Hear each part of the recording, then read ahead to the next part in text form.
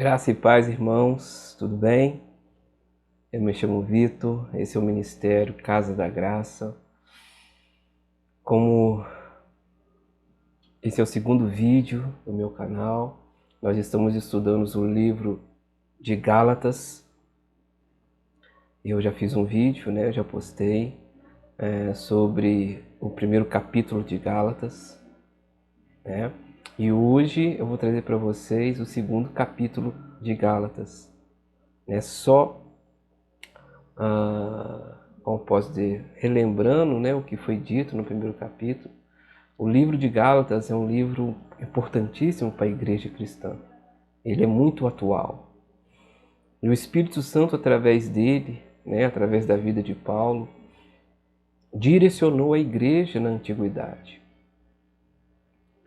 E ainda hoje esse livro ele é muito importante. Gálatas, o Espírito Santo, ele direciona como o evangelho deve ser pregado e qual é o evangelho verdadeiro, que é o evangelho da graça. Então, que você possa compreender que o livro de Gálatas ele fala conosco hoje. E Paulo é usado pelo Espírito Santo até para repreender Pedro. É que nós vamos ver a seguir. Então, vamos começar o nosso estudo. Relembrando que esse não é o canal de teologia ou de defesa de teses teológicas, até porque tem várias linhas teológicas, né? Mas é um canal que ele foi criado para que o Espírito de Deus, através da minha vida, através da palavra, possa ministrar o seu coração, o Espírito da verdade. Nele você pode crer, não há confusão. Então vamos começar o nosso estudo. Estamos em Gálatas 2 e começa assim. O subtítulo, lembrando que eu estou usando a versão King James, capítulo 2 de Gálatas. Subtítulo, Tiago, Pedro e João confirmam o apostolado de Paulo. Versículo 1. Passado 14 anos, subi uma vez mais a Jerusalém, e nessa ocasião, em companhia de Barnabé, e levando também Tito comigo. Então você começa a analisar que Paulo teve contato com os apóstolos, né? Ele é um apóstolo, mas ele recebeu uma revelação de Cristo. Ele não andou com o Senhor Jesus. Mas ele vai lá em Jerusalém para conversar com os apóstolos que caminharam com o Senhor. No versículo 2. Rumei para lá por causa de uma revelação. Então ele recebe uma revelação para estar com os apóstolos. E apresentei diante deles o evangelho que ensino entre os gentios. Qual é o evangelho que Paulo estava ensinando entre os gentios? O evangelho da graça, do favor imerecido, da justificação pela fé, não pelas obras. Rumei para lá por causa de uma revelação e apresentei diante dele o evangelho que ensino entre os gentios, não entre os judeus, fazendo, no entanto, em particular aos que pareciam mais influentes, para que de algum modo não corresse ou não houvesse me esforçado inutilmente. Ou seja, Paulo está apresentando o evangelho que recebeu Jesus Cristo aos apóstolos, para que haja ali um consenso, para que ele não esteja pregando algo ou fazendo algo que seja diferente do que os apóstolos estão pregando, né? Então ele deixa bem claro, no entanto, em particular, os que pareciam mais influentes, que era quem? Pedro e Tiago, João, para que, de algum modo, não corresse ou não houvesse me esforçado inutilmente, ou seja, ele quer realmente uma orientação também, ele está levando o evangelho, mas ele também quer a comunhão com os apóstolos, né? No versículo 3, diz o seguinte: mas nem mesmo Tito, que estava em minha companhia, foi obrigado a circuncidar-se, muito embora fosse grego, ou seja, ele já começa a dizer que já tinha alguma coisa errada, alguma mistura ali, né? A circuncisão é um preceito da velha aliança. Então ainda ali tinha alguma coisa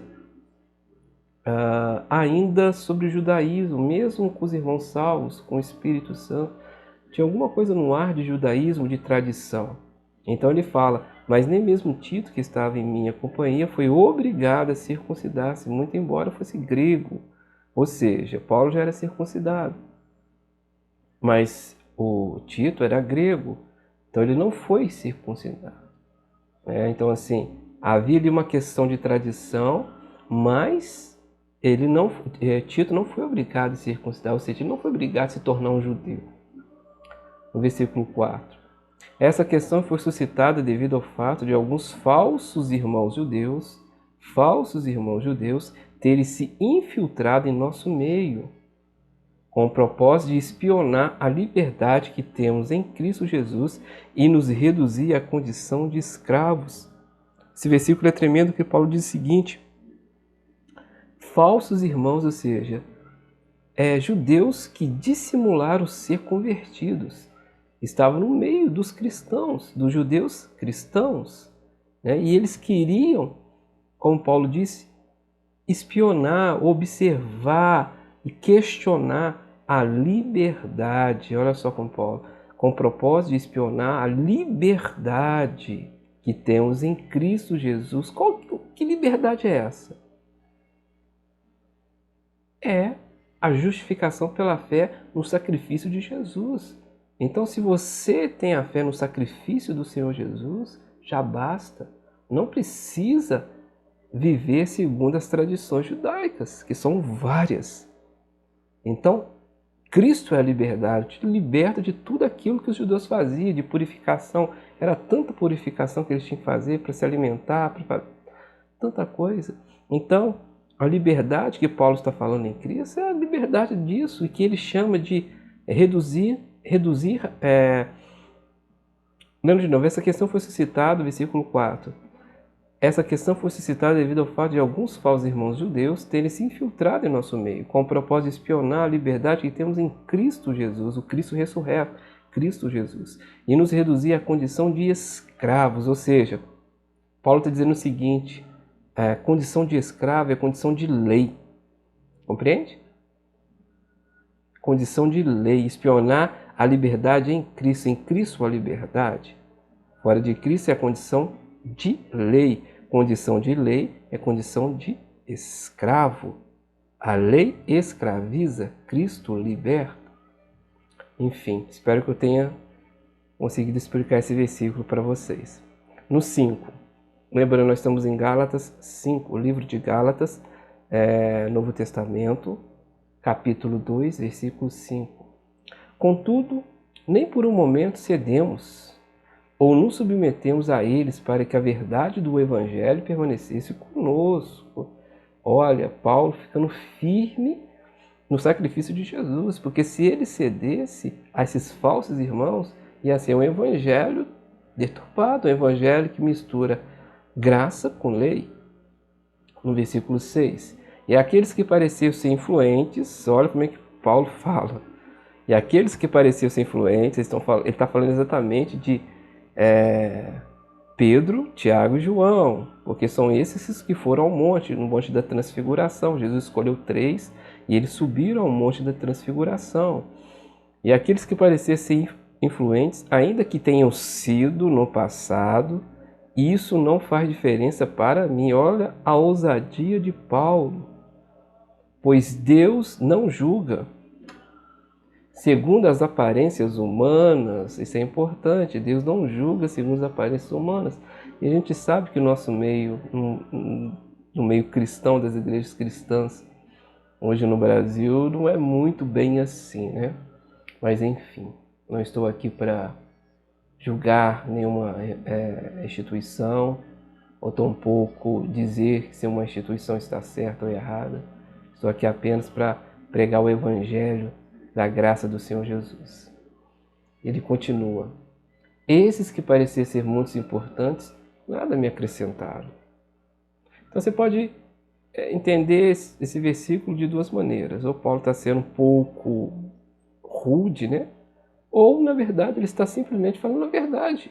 Ou seja, o que ele estava pregando era o que Pedro, Tiago e João também tinham consciência. Então eles não trouxeram nada de novo para Paulo. No versículo 7.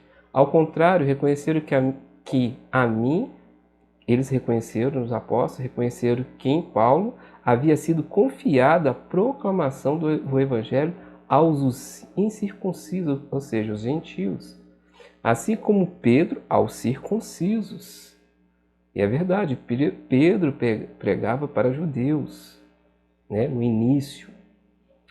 No versículo 8. Porquanto Deus, que operou por meio de Pedro como apóstolo aos judeus, da mesma forma operou por meu intermédio para apostolado aos gentios. Ou seja, o ministério de Paulo ele é voltado para os gentios, né? E é interessante como Deus, o Senhor Jesus, usou Paulo, né? Se a gente ver, começar a entender e ver o quanto o Senhor Jesus usou Paulo, a gente vê que o ministério de Paulo foi totalmente voltado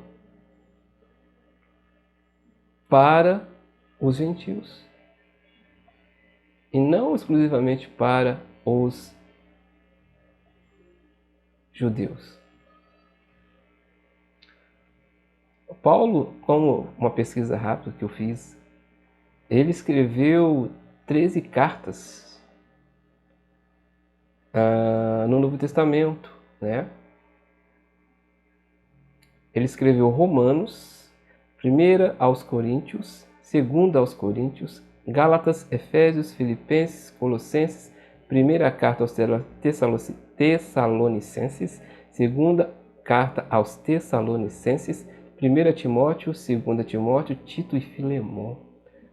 O Novo Testamento, o Senhor Jesus usou muito Paulo, né? E a gente vê que ele foi muito usado para falar com os gentios, somos nós.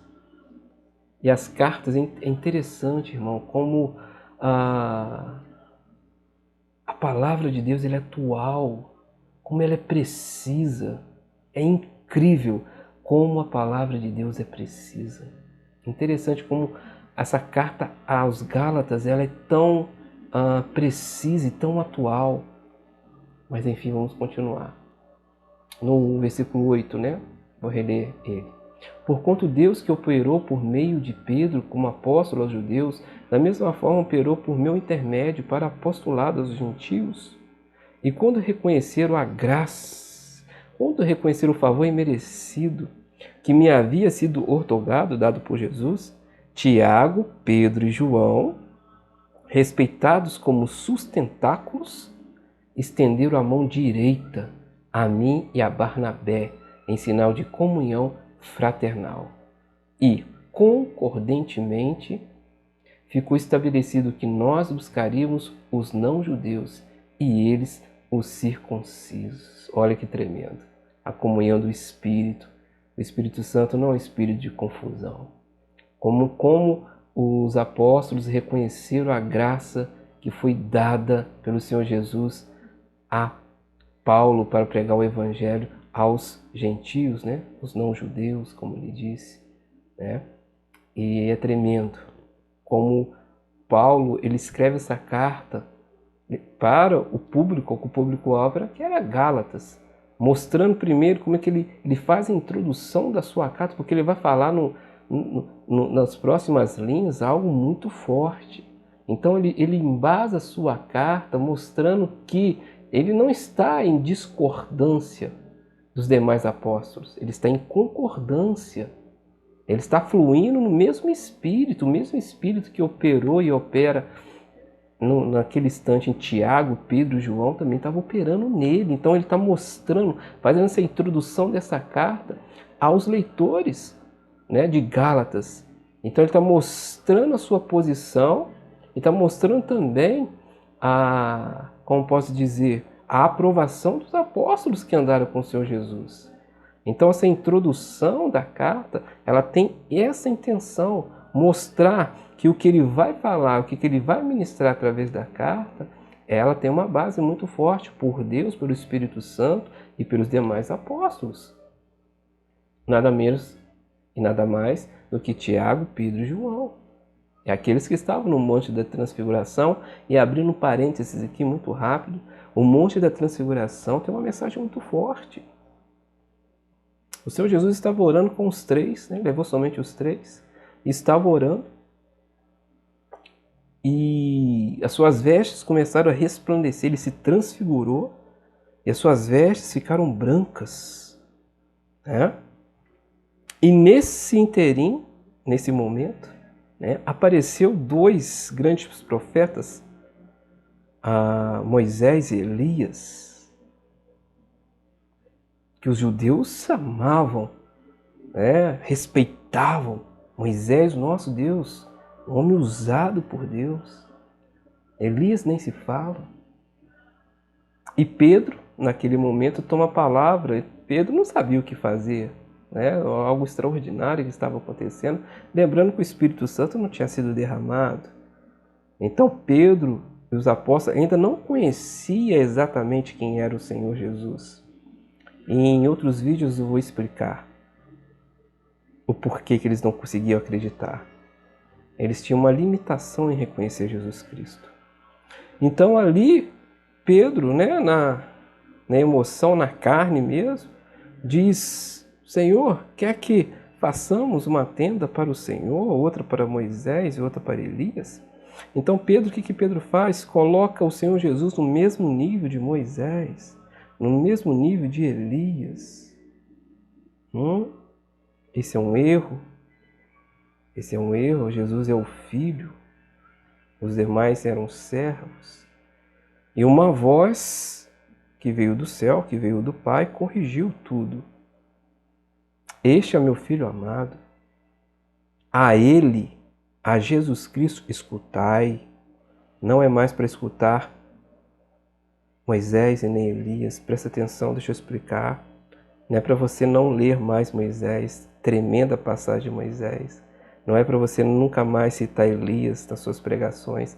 Elias tem uma passagem tremenda e, no meu modo de ver, Elias, para mim, o grande ensinamento das passagens de Elias é caverna.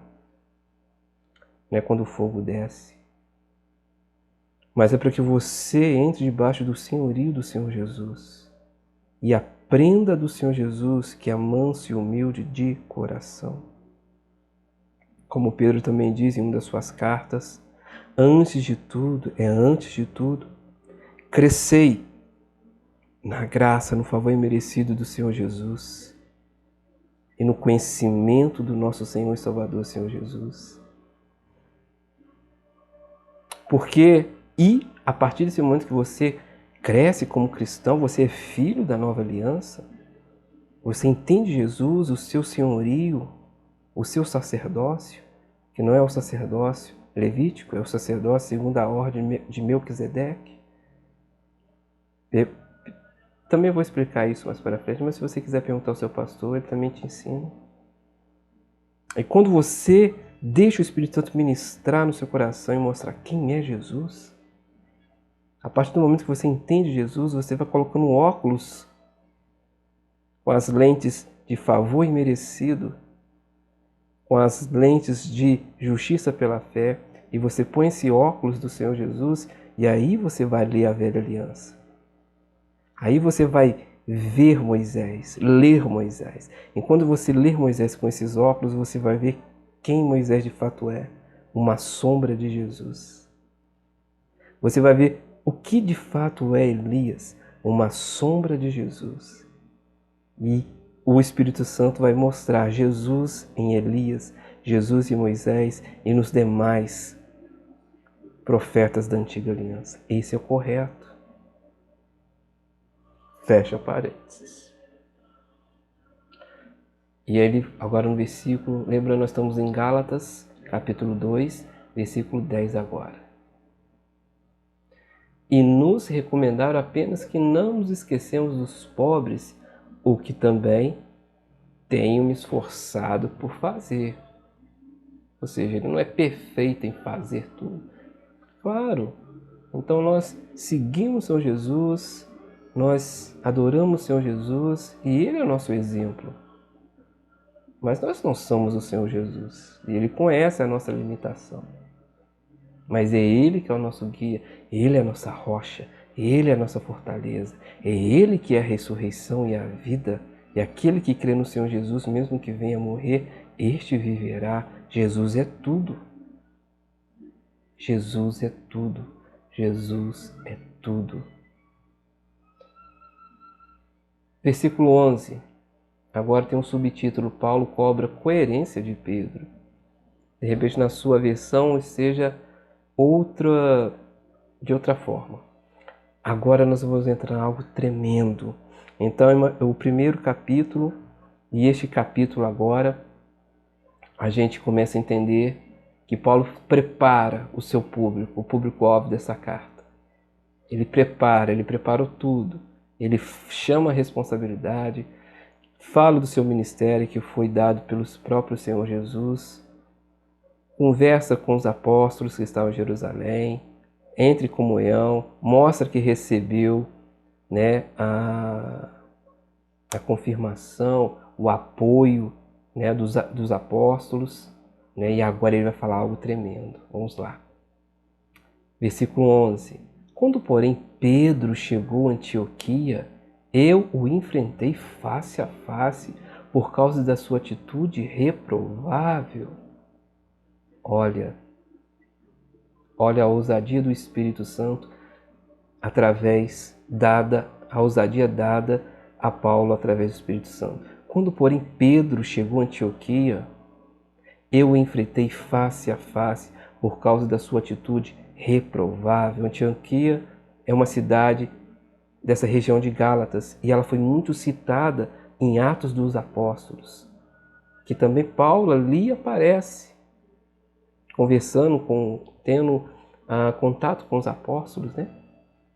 Ele relata aqui o que ele viveu e está relatado em Atos também. E Paulo, se você ler Atos, você vai ver Paulo falando da graça. Pedro falando da graça. Mas agora Paulo diz que Pedro teve uma atitude reprovável. Que atitude é essa que tornou o apóstolo que Jesus instituiu como a rocha da igreja, a pedra da igreja cristã? Que atitude reprovável foi essa que Pedro tomou em Antioquia e que ele não tinha? E que fez Paulo o repreender. Olha, um apóstolo repreendendo um outro apóstolo. Então nós vemos aqui que o movimento não é de Paulo, é o movimento do Espírito Santo, repreendendo a Pedro. Relendo de novo o versículo 11. Quando, porém, Pedro chegou a Antioquia, eu o enfrentei face a face, na cara, por causa da sua atitude reprovável. Que atitude reprovável é essa? Vamos continuar. 12. Porque antes de chegarem alguns da parte de Tiago, eles faziam suas refeições, Pedro, fazia suas refeições na companhia dos gentios. Todavia, quando eles chegaram, Pedro foi se afastando até se apartar dos incircuncisos, apenas por temor aos que defendiam a circuncisão. Então ele disse que o seguinte: nesse lugar onde Pedro estava, em Antioquia, nessa cidade, Pedro estava pregando o evangelho e convivendo normalmente com os gentios. Mas quando Tiago vem e traz junto com ele os judeus convertidos ao evangelho, Pedro se afasta dos gentios, com medo de ser mal interpretado pelos os judeus cristãos que receberam Jesus, que veio da companhia de Tiago. Ou seja, ele ficou com vergonha. Ele mudou a sua atitude para agradar aqueles que estavam defendendo um evangelho que uma mistura, né? um cristianismo judaico. É isso que Paulo deixa subentendido. Então, Pedro deixa de conviver com os incircuncisos, com os gentios, né? Deixa estar ali conversando, comendo e bebendo. De repente chegou Tiago com os judeus, cristãos, né? E ele se afasta para não ser mal interpretado ou mal visto por o apóstolo Tiago, né? Mas vamos continuar. 13. E os outros judeus, de igual modo, se uniram a ele. Olha, nessa atitude hipócrita, olha que palavra dura, nessa atitude hipócrita, de modo que até mesmo Barnabé deixou influenciar. Então, o apóstolo de Cristo, ele tinha uma autoridade. Então, os seus movimentos, as suas atitudes influenciavam. Ele viveu com Cristo e recebeu do Senhor uma honra de ser aquele que ia levar que ia ser o fundamento da igreja cristã, e qualquer coisa que ele faça influencia. Ele é uma autoridade. Então todos também seguiram a ele nessa conduta e deixaram os gentios de lado. Olha, até Barnabé, que andava com Paulo e sabia que Paulo pregava a graça e pregava Jesus Cristo e o sacrifício de Jesus, a vida agora através de Jesus, não através das tradições judaicas. Tremendo isso, né? Então, quando você entende agora como que essa conduta de Pedro trouxe uma divisão, algo estranho que Paulo não aceitou e estava contaminando a todos.